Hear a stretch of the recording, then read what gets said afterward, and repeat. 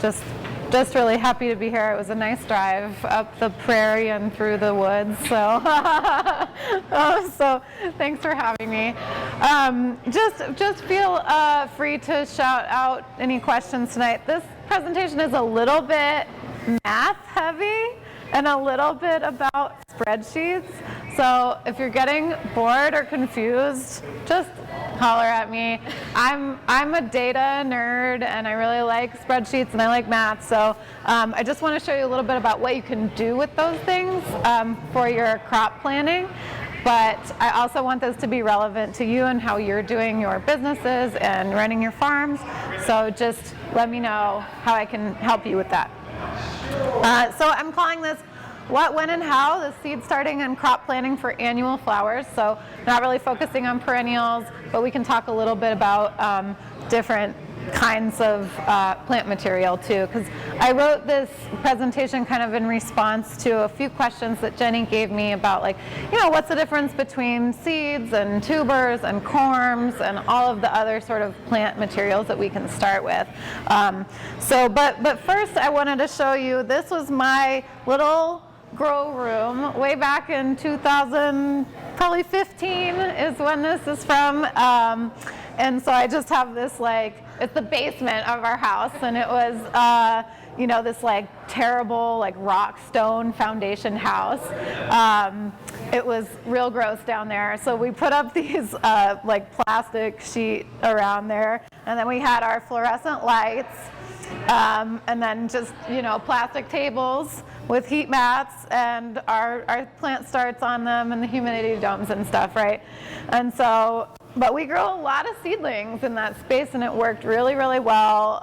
You know, we just had the lights on timers for 16 hours or whatever, and, you know, had the heat mats on thermostats. And, you know, when I was first starting, I really enjoyed and struggled with too, learning all of the things that there were to learn about every kind of species, whether it was starting the seeds or how far apart should I transplant them, you know, do they need to be in before last frost or after last frost, and like, well, how hardy are they, and should I pinch them, and do they need a trellis, and all of the things, right? So as I was kind of going through that and getting like the big download to my brain from the world, I just started, you know, compiling that information in what I call the master plan. And the master plan is my giant spreadsheet that I'm going to share a little bit with you. But it was really fun to just do all of that learning and to bring that information into one spot for me. So I want to make sure, you know, that your experience, you know, as you're getting more experience over your first, second, third years of growing, whatever year you're in, you're gonna keep a hold of that information in some way, whether that's like writing it in a journal or it's putting it into a spreadsheet, or however it is that makes sense for you. So, so I just wanted to ask, how, like, I'm gonna pick random people, so how do you currently plan your season? So my name is Lacey, and I'm a plant planner and custom florist. We also raise sheep. So I kind of plant, well, I plant around my base custom, which is micro-rise and a church. So that's kind of pretty, and stuff that's easy, and then I don't have to fight with it and Awesome. I guess that's kind of how I play. Great. So for the live stream, Lacey said that she's planning her season or her crops around her customers, which is awesome. So brides, and I'm assuming, you know, lighter tones and. I mean, we kind of have Yeah. We have a signature style. We also do a lot of foraging. Oh, nice. So just kind of trying to stay within that. But with that, that's what our clients are like. Gotcha. Is our style. Yeah. Great. And she also said doing some easy things, so things that she doesn't have to battle to make into good crops for her. So that's great. Anybody else want to share how they're crop planning? How do you decide when you're going to start those seeds? I'm curious. Can I pick on you? On me? Yes. Well, Melanie Swanson, Master Gardener, not a flower gardener.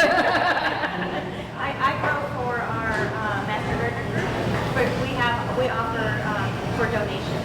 Oh, great. I'm just getting started, and when I plan my garden every year, I actually pull out all my seeds and look at what I should plant, and I have a little grow room down in my basement. Oh, nice. Great. I just try and go with what's easiest to grow in our area. Great. So Melanie said that she's growing for growing donations for her Master Gardener group, which is awesome, and that she uses her seed packets and goes through and looks at when she should be planting each thing, and that's a great way to get started. Okay. So I wanted to talk, first of all, I had a question about when to transplant and when to direct seed. That was one of the questions that Jenny gave me. So if we just look at this really quickly, you can look at this a little bit more thoroughly on your own later. But generally for transplants, what we want is, well, let's talk about direct seeded things, because we really want to direct seed if possible, if it makes sense in your soil and if it makes sense for the seed, because that's just like an extra step that you can eliminate from the process, right? So for direct seeding, we want something that germinates really quickly. We want something that it doesn't have to tolerate root disturbance. You do need that if you're going to transplant it. It's got a fast growth rate, right? So it's going to pop up out of that seed and it's going to get big leaves quickly so that you can see it and you can weed it and the weeds aren't going to overtake it, right? So same thing, it can, if you have high weed pressure, you might want to transplant instead because the plant is a little bit bigger and it's going to take off a little bit faster. But with that high growth rate on a direct seeded crop, hopefully it will give you a good canopy. If you need earlier blooms, you probably want to transplant. And if the spacing is important, like for example, if you plant your snapdragons too close together, then they're like competing too much for nutrients and you're getting shorter blooms or you're getting disease pressure because there's not enough wind or air moving through them, then the spacing is important for those snapdragons. Not to mention that their seeds are the size of poppy seeds, and so they're extremely hard to start in the, just out in the soil. If the spacing is important, you're going to probably want to do transplanting. Direct seeding, you can get pretty good spacing depending on the kind of seeder that you use, or if you're hand seeding, but you'll often have to be thinning if it really matters. And then if you can keep the surface wet, then you can direct seed, right? If you can't keep the surface wet, then it's too hard to get those seeds to germinate, and it's probably not, worth your effort. One of the ways I just wanted to show quickly, one of the ways I keep, this is not our farm, but just an example, you can use row cover on top of your direct seeded crops to keep them moister for longer. So it's not necessarily for the warmth of the row cover of the frost blanket, but just for keeping the moisture on the surface, and you can water right over the top of it and it works great. So then I wanted to talk a little bit about our transplanting setup. So this is just an example of another way that you could do it besides what I had in my basement. This looks messy because it was in the summer and we weren't really using it. But this is just a metal rack, so does anybody have something like this at home? Okay, cool, yeah. So you've got your metal rack, and then you've got your fluorescent lights on top. You've got a humidity dome maybe for your starts. Depends on what that is. And then you've got your bottom watering trays. I do bottom watering a lot, so that's just like soaking your tray rather than overhead spraying it, especially when you have, well-established transplants so that they're rooting out down through the bottom of their container. And then the heat mat, for germinating things that like heat, or if you're in the winter time and you need a little bit of heat in the root zone to get them germinating, that's nice to have on the thermostat so you're not overheating them. So this is a great way to and a really good use of space too. So, in my basement I probably could have fit 5, 7 racks like this and gotten 4 to 5 times as many plants in there as I had on the flat tables. So using the vertical space wherever you are can be helpful. So And then I just wanted to jump quickly into seeds versus tubers and corms and that kind of thing, okay? So the seeds are the little babies of the plant world, right? They're actually embryos that are wrapped in a casing, right? So generally a hard casing. And so those are the product of sexual reproduction rather than asexual reproduction, which is like a corm or a bulb or a tuber that is genetically identical to its parent. So these are going to be genetically different than their parents for the most part. Some plants do self-seed or self-pollinate, like sweet peas will self-pollinate, so you know, you can save those seeds and they'll be pretty similar at least to their parent. So these are, you know, you're going to have more genetic diversity in your seeds. Then if you have tubers, so these are dahlia tubers, right? These are just clones. They're just clones of the mother plant. So this is like the stem of the dahlia was right here, and then the dahlia tubers coming off of it, those are clones of the original, and this is your mother tuber over here. So those are going to be the same thing likely as the year previous. Although there are times when we get when we're copying genetic material, when it's making those tubers, you know, there can be some swapping of genes and stuff, and sometimes you'll get a plant that's not exactly the same as the mother, but you're generally going to get something quite similar, if not identical. The same really goes for something like a rhizome. The rhizome is just like different definitions of underground storage units, basically, is like a tuber, corms, roots, rhizomes. So the rhizomes is like an iris, and it kind of, you know, sits at the top of the soil and creeps around. And they are also going to be genetically identical to their parent plant. In fact, you're usually propagating iris by just chopping, you know, the same plant into different pieces. Corms are similar, so this is like a ranunculus corm. One of them's shriveled and one of them's plumped up. But same thing where you're going to have a genetically identical thing. And then bulbs. So bulbs are a little bit different. Tulips are fascinating. My husband is actually Dutch, and his family has been importing tulip bulbs for like 70 years. And his dad has taught me just a lot about tulips. But the bulbs, when you plant them and then they flower, they actually like kind of completely disintegrate and they fall apart into all these little bulblets that first year. And then they start growing over time to become the big bulbs. It can actually take from a little bulblet to the bulb that you plant to get flowers the next year. It can take like 4 years. So anyway, the bulbs are great, but then pretty similar to their parent plant. They're not like taking a tulip seed and planting that. It's a totally different sexual process rather than the asexual reproduction.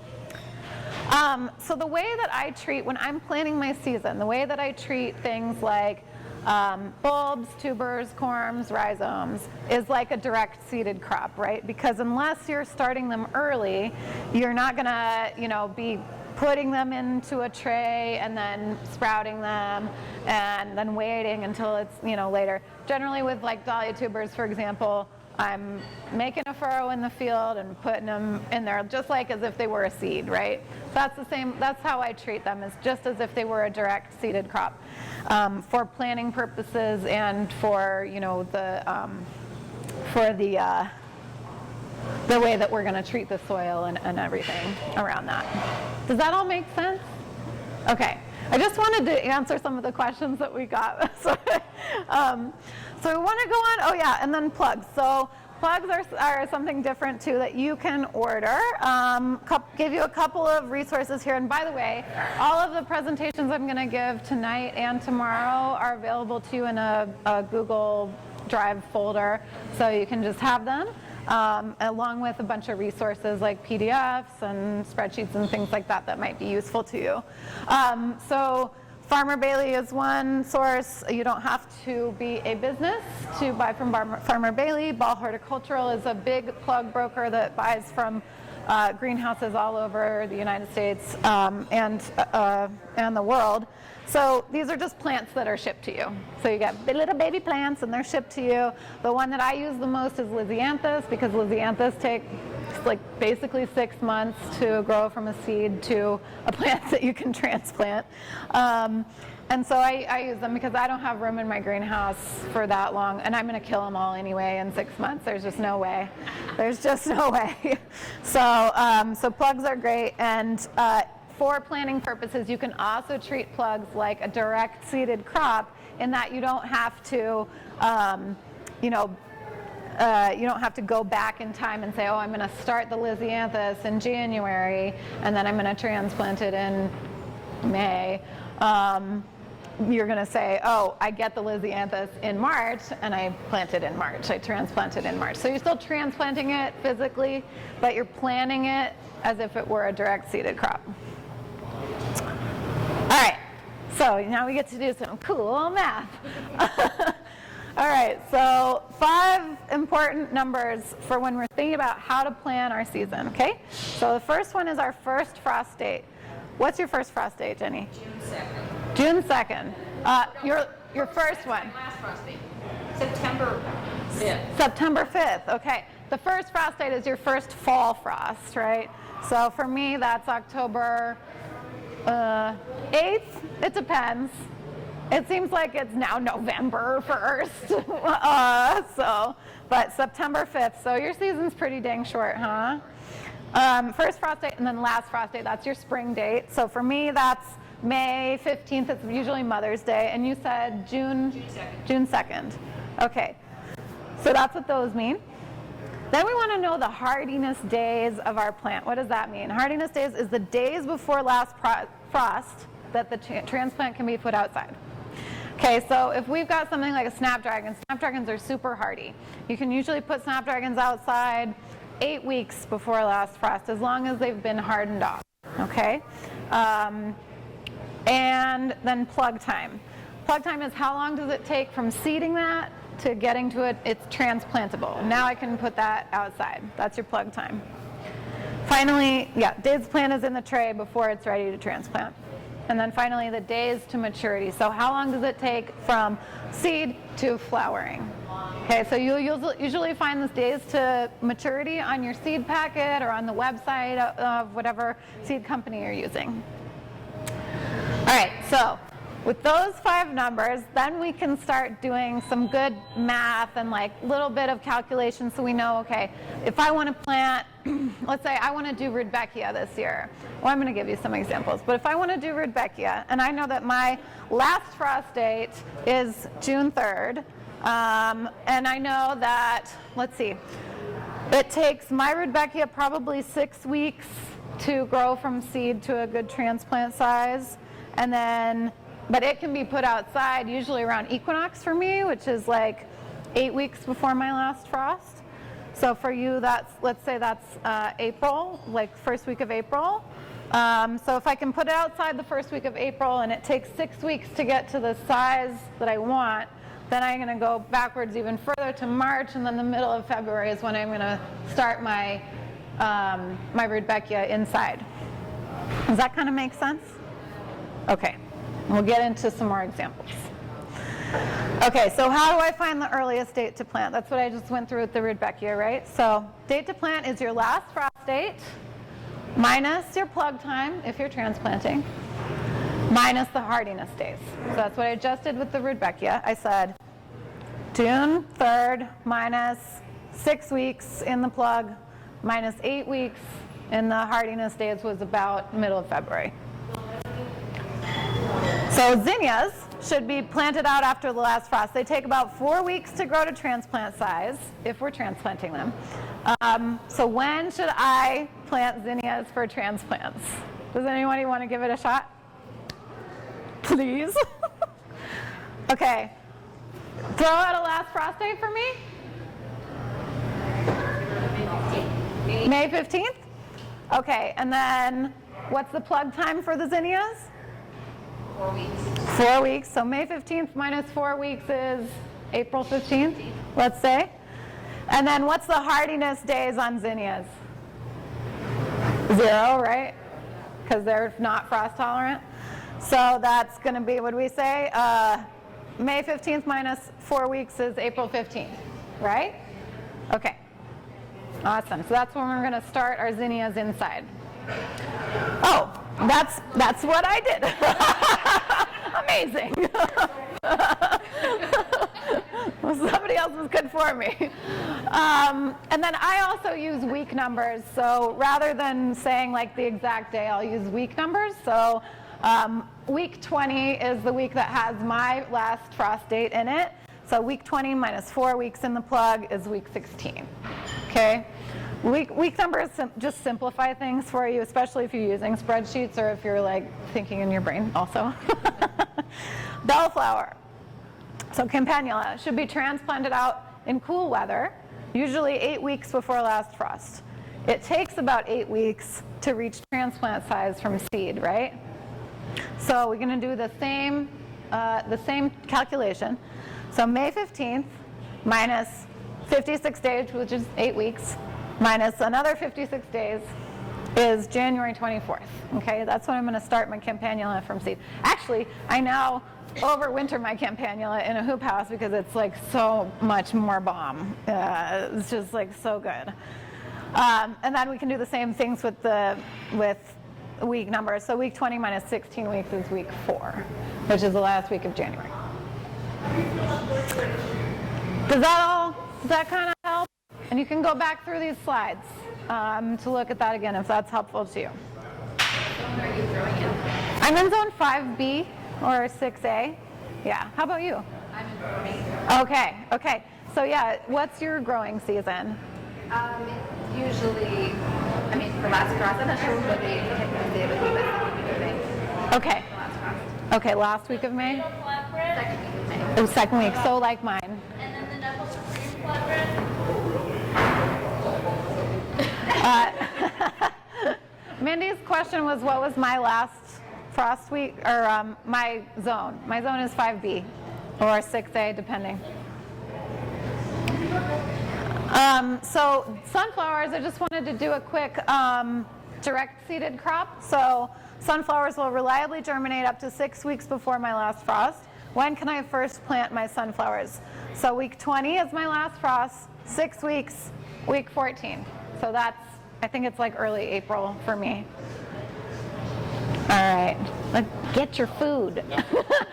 Hold your hand up for your pizza. And grab my water.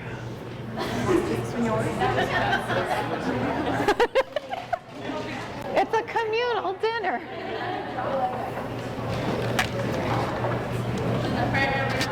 Yeah. Are there any plants that you have to calculate in really long germination time? Yeah, so generally the question was, are there any plants that we have to calculate in a really long germination time? And that's a great question because, of course, there's some things like, I don't know, feverfew for me takes forever, or snapdragons can take, 10 days, 2 weeks. Or like bupleurum sometimes takes forever. Generally, that will be included in your days to maturity.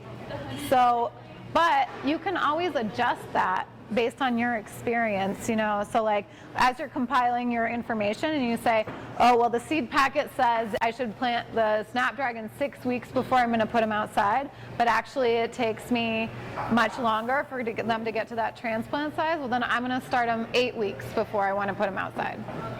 Yeah. All right, so the next little number that we want to know about is, okay, if I can plant my zinnias starting April 15th, what's the latest I can plant some and then still get blooms before the end of the season, right? So that's what this next little calculation can tell you. So that's your first frost, meaning your fall frost, minus the days to maturity, and then I do a 14-day buffer for the cold weather, like at night usually, especially up here on the the plains. That those cool nights can really slow down the speed that your plants are growing. So for the zinnias, for me, my first frost is October 8th, so that's October 8th minus 5 days is the days to maturity, and then minus another 2 weeks for me is July 1st would be like the last time I'm going to plant zinnias. So, and then, so for for Jenny, it's probably she gets one shot at zinnias. Yeah. I mean, you could plant them every week. And I was growing them in a high tunnel, so that extends my Right. And I'm just trying to figure out what those frost dates are for once I Sure, for the tunnel. It's a little bit different. So Jenny just mentioned that she's growing her zinnias inside her high tunnel, which gives her a little bit extra room between her frosts, and that's really important because you will have different frost dates if you're growing in a tunnel versus if you're not. So that's another thing to take into consideration. And you may need a different set of numbers for your hoop house growing. So same thing with the week numbers. My last frost is week 41 minus 12 weeks, which is the 85 days, minus 2 weeks is week 27. Just if you need to simplify things. And then for sunflowers, this is important for me because I do like 10 successions of sunflowers in the season, so I need to know what's the earliest I can start and what's the latest I can plant them. So for me, that's October 8th minus 55 days is my general days to maturity for sunflowers, minus those 14 days for the cold weather, July 31st, or week 41 minus 10 weeks is week 31. Now, I'm thinking about adjusting my numbers because our season does keep getting longer, it seems like, in the fall. Like, we're not expecting a first frost until November now. So I think sometimes it's worth it to add in like a Hail Mary pass at the end of the season and just say, well, even though it's past the last date that I'm supposed to plant this, who knows what the fall is going to be like, and I'll just plant an extra succession just to see if I can take advantage of that. Helen, are you planting every week then in between? Sunflowers, yeah. 1 week? Yep. Yeah, so we'll talk about that next. So succession planting, right? The idea is I'm planting my first one, and then that plant is growing, and then I'm harvesting that. But, I would like to keep harvesting that through, for most of the season. Let's say it's snapdragons or it's sunflowers, right? So we're gonna plant, when it makes sense so that we can get this harvest going after this first one and a third planting, potentially. So those are going to be usually in different places. You're not putting one crop in, taking it out, and then putting the same crop in the same place. You're always, so for me, the way I do it with my sunflowers is I start on the north side. So my beds run east-west. So I start on the northmost bed and I plant my first round of sunflowers. And then I move down to the next bed next week, plant my second round of sunflowers, and keep going down the bed. You could do something similar if you're just doing like a little section. Let's say you have a bed that's dedicated to sunflowers, but you're just going to plant 10 feet this week. You can plant 10 feet next week and 10 feet the week after that. And then as those sunflowers bloom and come out, then you can use the first part of that bed for something else. So for succession planting, our little formula is your first planting date or week that we got previously, and then we're going to subtract or add our succession interval, and that's going to be your next planting, right?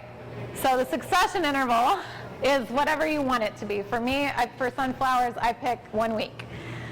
So succession interval is 7 days or 1 week.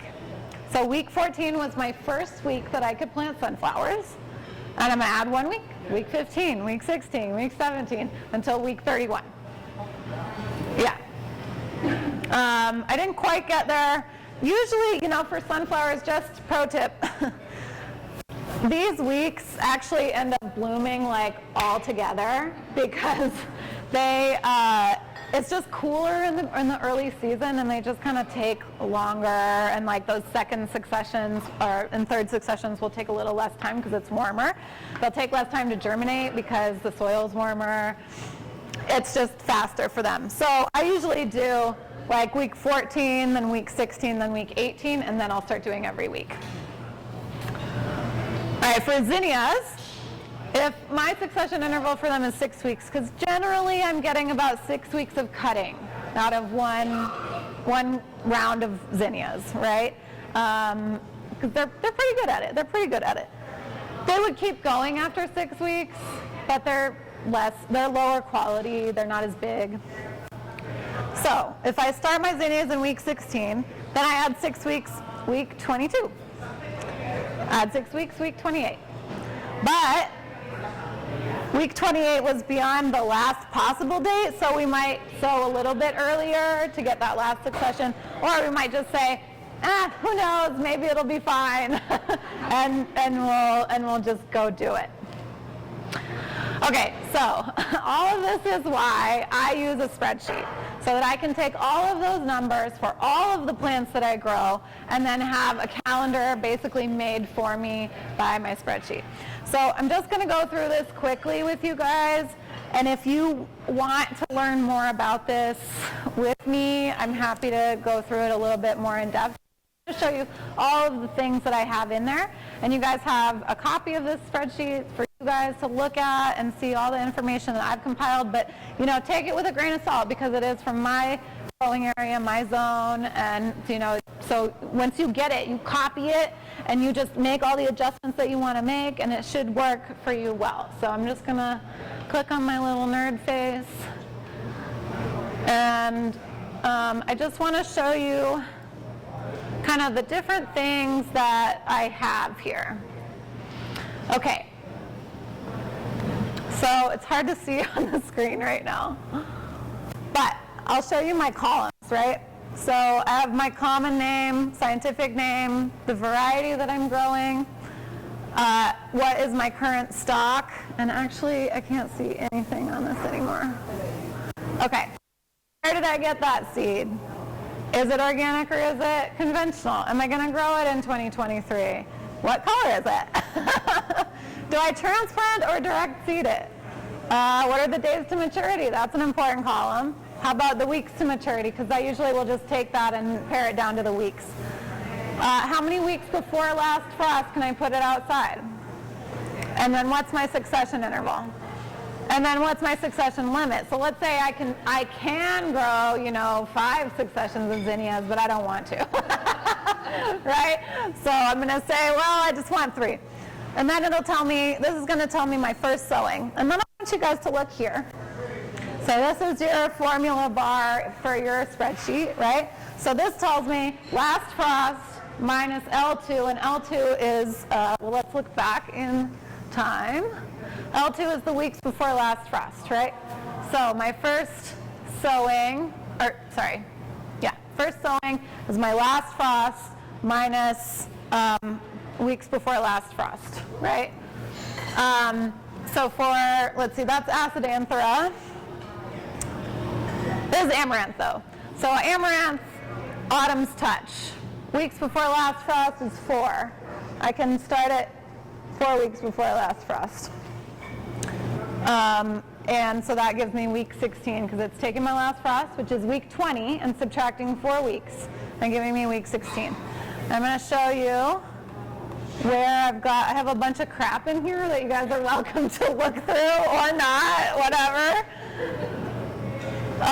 But first of all, I have our week numbers here if you want to check that out. And then, but the most important thing is on this is references, the references tab. So Jenny, your last frost is June 3rd, is that right? Okay, so June 3rd is week 23. And your first frost was September? Beginning of September, like the 11th. Okay, I'm going to say 37 then. Okay, now we can go back to the very front of this thing.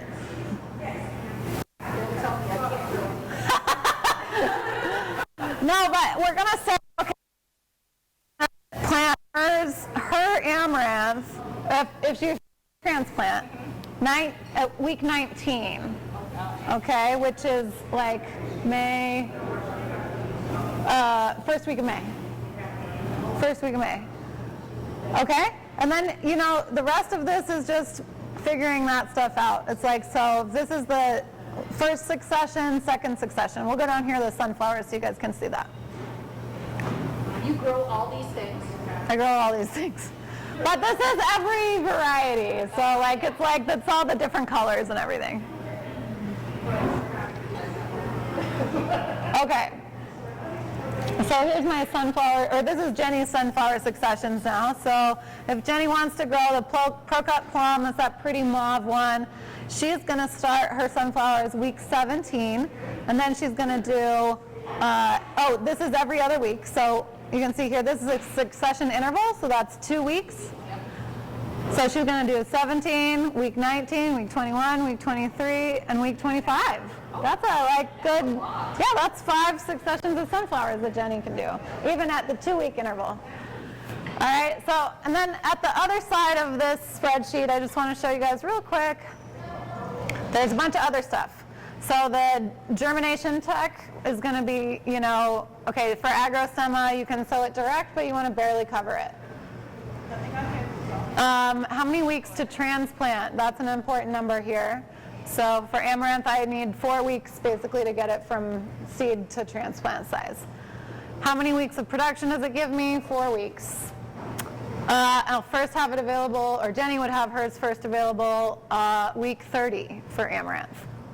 And then what's the ideal field spacing? How many rows per bed? What's the in-row spacing? Bed feet per flat, seeds per foot.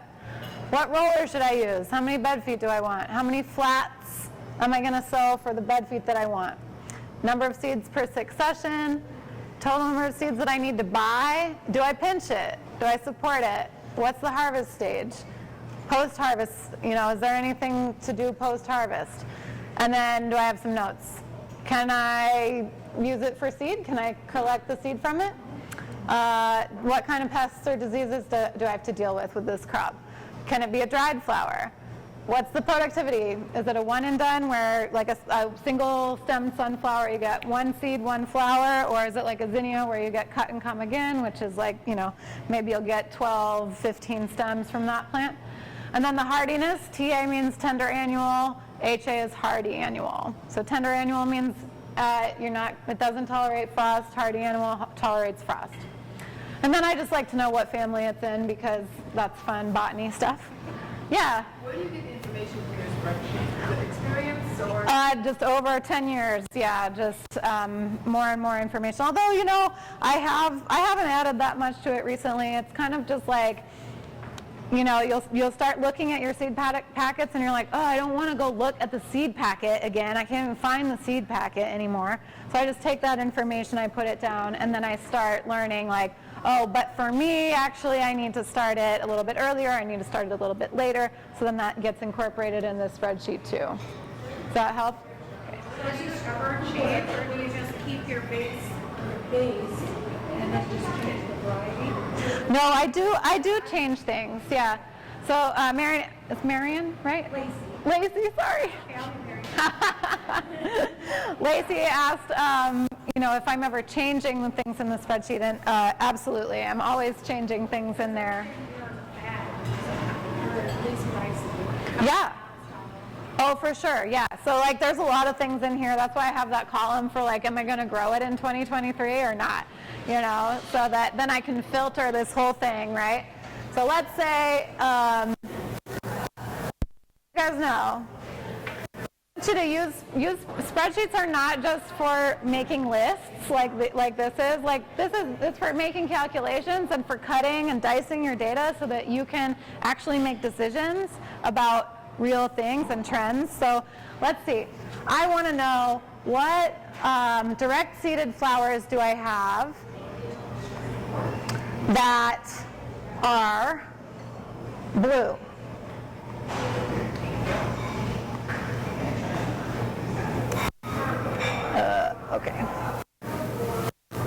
Okay, I have Nigella. This is not blue, that is red. See, I can change that right now. No, that's pink. And this one's got some white in it. So those are my direct seeded flowers that are blue. Okay, so you can use these kind of filters and things to sort of find out what you want to know about the crops that you're growing. And then I want to show you one other thing.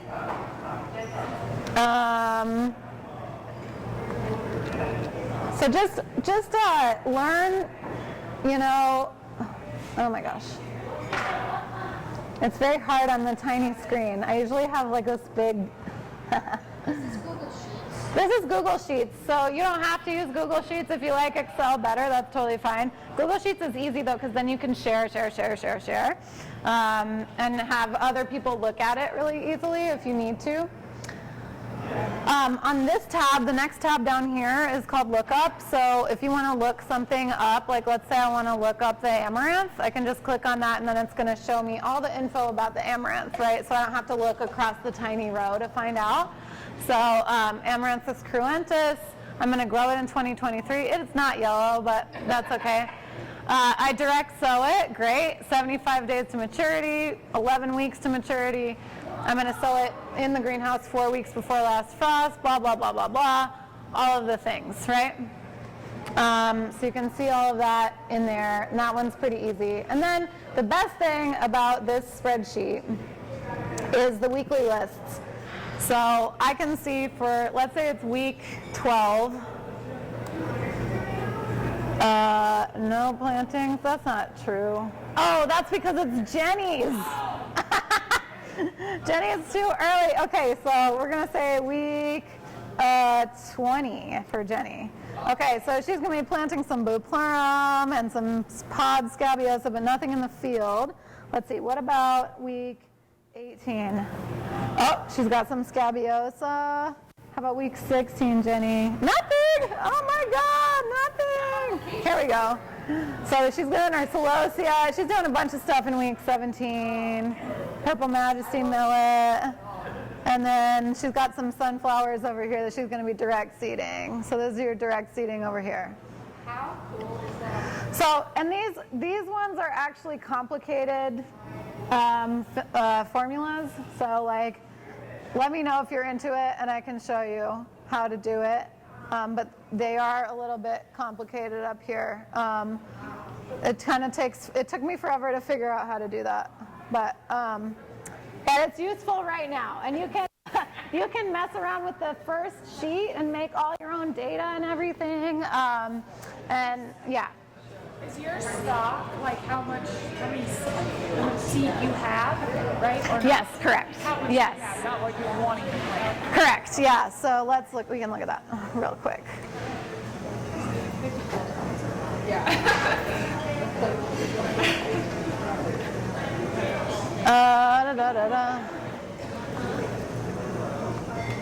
Okay, yeah, so this column means current stock, which is like how much of the seed do I currently have. So, because I'm always like, do I need to order that seed or do I not? And I don't want to like go through the seed thing, so. Generate like a wall-to-wall inventory on that? Pretty much, yeah.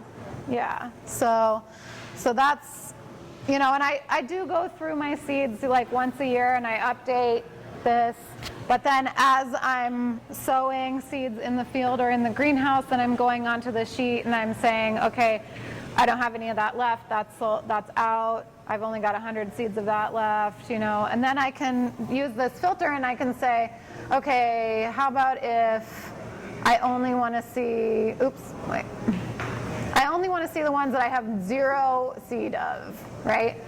Okay, so now I know. I don't have any of this amaranth, and I'm going to definitely want to buy that, and I usually get it from this company, and it's organic, so I should get it, you know? And I can go through and make a seed order from that. Is your farm organic certified? No, Jenny asked, is my farm organic certified? It is not, but I just keep track of what seeds are organic because I did work on an organic farm for 2 years.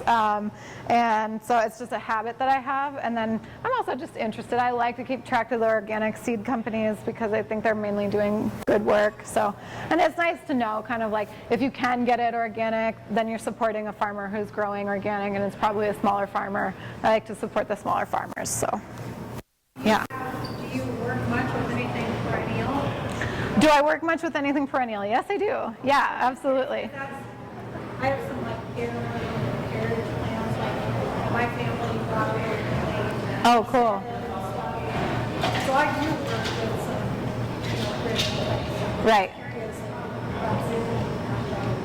Oh yeah, so I mean, I don't, once you've got the perennials established, you're not really like planning like the season for them anymore. That's sort of something I do separately where I'm like, okay, I need to replace my echinacea, or I need to, like, this variety of yarrow isn't for me anymore, or like, oh, I need to replace the peonies that died this spring, whatever, like all the disasters that you have to deal with, or saying like, oh, I actually want to plant more of this something, right? So that's just a different planning process that has to do, I feel like, more with what's available than with like how I'm doing it. But what I do with perennials is, and we'll talk about this at the harvest session tomorrow, is like how do you record keep for what you're harvesting and when you're harvesting it, so that you can look back and say, oh, I'm usually getting my peonies between, the middle of May and the middle of June, or I'm getting them later, I have peonies only from, the first 3 weeks of June, so you can know that. And then you can say, oh, but I can like save, I can store half of them in the cooler for a month, and then, I've got peonies, through July, potentially, right? So that's more of a record-keeping thing, I feel like, than a... I know I needed to. Yeah. Awesome. What else, homies? Tell me all about it. How do you know what to grow each year as far as what's going to be the trend? What are the customers asking for? And is it all just a crapshoot? You're just throwing it in the wind, or are you tracking those trends to a certain degree?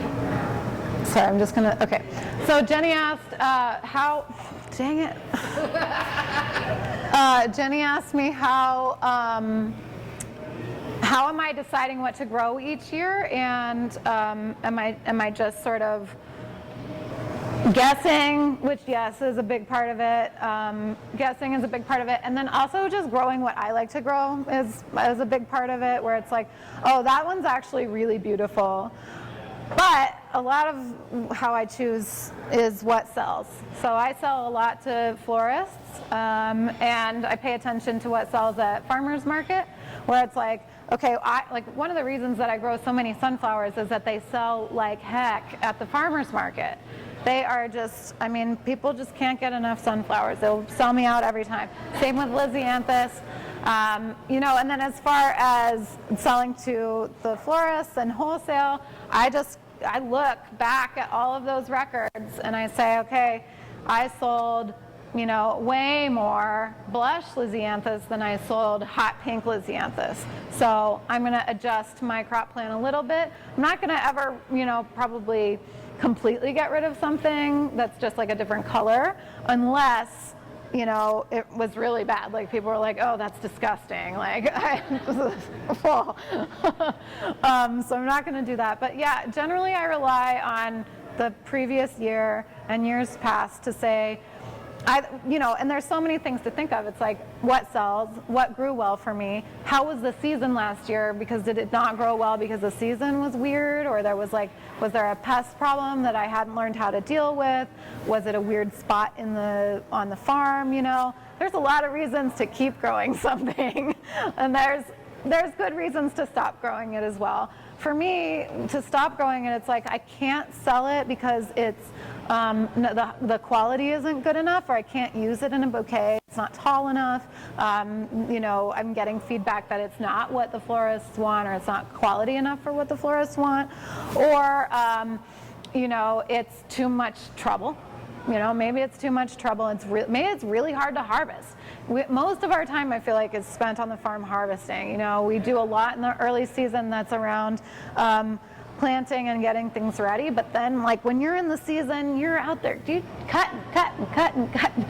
And if something's taking you, 5 minutes to make a bunch of 10 stems, that's not profitable for you. Like, that's not, it's not good to have to be making, because let's say you're only making $10 on that bunch of flowers, like it's bachelor button or something, which is like, I really like bachelor button because it's one of the only blue flowers in the spring, and it's great and it's pretty easy to grow, but it's such a pain to harvest well that every year I'm just like, I don't want it, I don't like it, I don't like doing it, you know, it's a pain. So that's one that's, I've definitely stopped growing as much of it as I did. I had like a couple plants this year, so, you know, they're tedious. Oh, they're so tedious. I mean, but, you know, if you have a market where you can just be like, I'm going to grab this plant and hack it down and sell that, great. You know, if you can take 10 seconds to make a bunch instead of 5 minutes, amazing, right? So, a bunch of reasons to decide to cut something, and then to decide to keep it or to increase what you're doing next year. You know, I think it's really important to make and keep good records of what you're selling and what you're growing. And like, you know, so for my team, we now have, it's just really simple. We use a Google Doc like that, and we say, okay, at the end of every day, we just say, what did we do today? Did I have any thoughts today that I should write down, you know? And that's like our end of the day cap. We just say 5 minutes. What did we do today? And you know, did we have any like amazing, brilliant ideas of how to do something different, right? And that way, when it's a document like that, then I can search for it. I can say, what were our amazing insights about, you know, sunflowers this year? And I search sunflowers. Or I say, oh, I can go back and reconstruct. Oh, I didn't actually get that 4th succession of sunflowers in because the ground was too wet, and that's why we had, you know, that week where we didn't have enough sunflowers for the florists, you know. You know, so there's a lot of ways to like make record keeping work for you so that you're, you know, doing better each year based on your experience. Like hold on to that experience. Yeah. Like the journal type notes, do you put those in that same spreadsheet, or do you have like a different? I just put them in a document, like a Word type document on Google, but I can share that among my team so everybody can write stuff in it if they want to, and I can pull it out of my pocket on my phone and write stuff in it, and then like, yeah, and then I can go back and search through it. So that's worked better for us than a paper journal because I can search through it, and because it doesn't get, you know, muddy and like destroyed. So yeah. Anything else? I hope that was helpful to you guys. And I can go through some of the things in more detail if you need more help.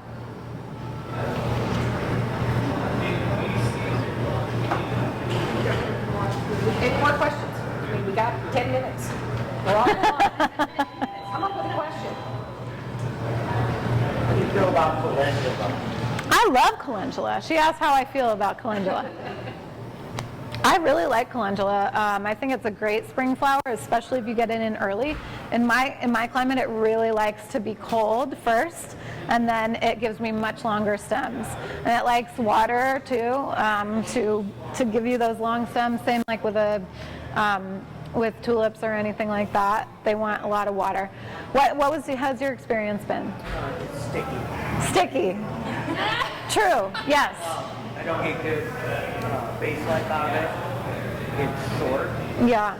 And it doesn't press well Uh-huh. at all. I do a lot of flower nursery. Nice. It does not press. Yeah. Around there. Ah. So, and I'm on the Flower Farmers Facebook page, and it's like the #1 weeping flower. Well, that's... Apparently I'm not alone in my native. No, you're not. No. I'm not growing it. Get rid of it. If it doesn't work for you, get rid of it. Absolutely. Small quantities with a lot of variety because I'm still testing Yeah. on what I really like, and I definitely have basil buttons drive me crazy. I love them, but I can't get them more than 6 inches tall. I'm like, what is this? They're good to press though. They are beautiful. I want them, but I think they're in too good a dirt. They're getting too much water. Uh-huh. Or they're just going to be dead. Yeah, they like a little bit of abuse, maybe. I Yeah. got places I can be, so like all my perennial beds that I no longer Good. So I would say like there are varieties of calendula that grow a lot taller and that are good colors. So I would keep trying different varieties. So one of the ones that's my favorite is Ivory Princess, and it's a really nice creamy color. And if you're planting it, I usually put mine out around equinox, which is 8 weeks before my last frost. I get amazing stems off of it by June, so that's a good one for me. From Florida in the area, there's been like cycle farms, AJ farms, and AJ farms is just up the way from me. And even before I started, I mean, I always had flocks because I don't like living on top of them. But when we would buy, and even other, our florists would buy, they had a hard time supporting these local cut flower farms or whatever because the number one gripe was the stem was not long enough. And I've had to try and work with that too. It was incredibly difficult to with like the snapdragon and their stems like this. Yeah. Kind of thing. It's been, from what I've seen of the farms here that have tried it, it's been like the number one thing is the stem. Yeah. For my area. Yeah. So the comment is that, thank you so much for that. It's so important that you all hear that because, so she's saying that the florists are But you're out in the gumbo. yeah. So. Well, so because we're dry in the arid west, we can really pack those plants a lot closer together. And so when we can pack plants closer together, then they're going to compete with each other for light, and they'll actually get taller, and you'll get better stems out of them, as long as you're able to give them the nutrition that they need. You can also consider shade cloths, shade houses. So maybe your issue isn't that you need a longer season, but you need like a less intense sun season, right? So that's definitely my case. I mean, we're up high. We're at a mile high in my area, and I think for most of the state.